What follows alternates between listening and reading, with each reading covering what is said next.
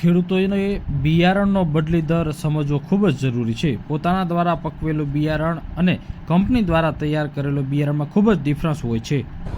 નમસ્કાર ખેડૂત મિત્રો, હું નિશા રામાણી આજે તમને બિયારણ બદલી દર વિશે જણાવીશ। હવે બિયારણ બદલી દર એના શબ્દ પરથી જ આપણને ખબર પડે છે કે આપણે બિયારણને બદલવાનું છે। હવે બિયારણ બદલી દરને સરળ ભાષામાં સમજાવું તો એમ કહી શકાય કે આપણે જે બિયારણ આપણું સાચવી રાખીએ છીએ, તમે આ વર્ષે એક પાક લીધો, પછી એ બિયારણ સાચવી રાખ્યું અને આવતા વર્ષે જ્યારે તમે ફરીથી એ પાક લેવાના છો ત્યારે તમે એ જ સાચવેલા બિયારણનો ઉપયોગ કર્યો।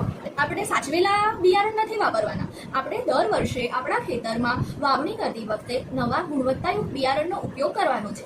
આ જૂના બિયારણને આપણે બદલવાના છે, તેને કહી શકાય બિયારણ બદલી દર। જે જૂના આપણા બિયારણ હશે તેની અંદર અંકુરણ સારું આવી શકે ના આવી શકે, તેનામાં એવો જુસ્સો રહ્યો હોય ના રહ્યો હોય, એક સારી ઉપજ આપી શકે ના આપી શકે, એ બધા પ્રશ્નો રહેલા છે। જેથી ખેડૂતોએ દર વર્ષે નવા બિયારણનો ઉપયોગ કરવો જોઈએ કે જે સારી ઉપજ આપી શકે।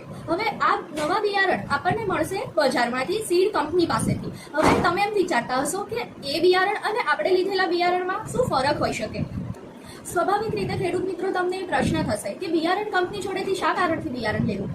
એ કારણથી કે એ ગુણવત્તાયુક્ત હોય છે, તેની ચકાસણી કરવામાં આવે છે, તેને એક સર્ટિફિકેટ આપવામાં આવે છે કે આ જે બિયારણ છે એ ગુણવત્તાયુક્ત છે। એ બિયારણ ઉપર એક લેબલ લાગેલું હશે, જે લેબલમાં એના અંકુરણ થવાનો દર આપેલો હશે, પછી તે કેટલું સ્વચ્છ છે બિયારણ, એની અંદર બીજું કંઈ પણ મળેલું નથી વસ્તુઓ, તેની પણ ખાતરી કરવામાં આવે છે। ગુણવત્તાયુક્ત બિયારણ એ ઘણા જ તબક્કાઓના પ્રોસેસિંગમાંથી પસાર થઈને તમારા સુધી પહોંચે છે, જેનો મતલબ એ છે કે તેનો બીજનો અંકુરણ દર પણ લેબોરેટરીમાં ચકાસવામાં આવ્યો છે।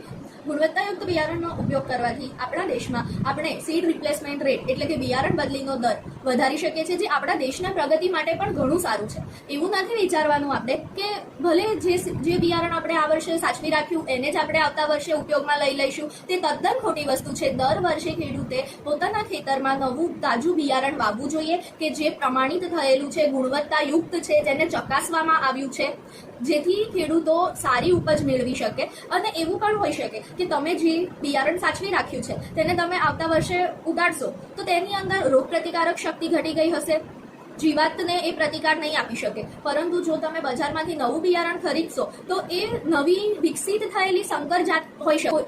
કોઈ પણ બિયારણમાં રહેલી ઉણપને વૈજ્ઞાનિકો સંશોધન થકી દૂર કરવાનો પ્રયત્ન કરતા રહે છે કે જેથી દર વર્ષે આપણી માટે, ખેડૂતો માટે બજારમાં નવું અને પ્રતિકારક બિયારણ આવે છે કે જે જીવાત અને રોગો સામે પણ લડી શકે છે।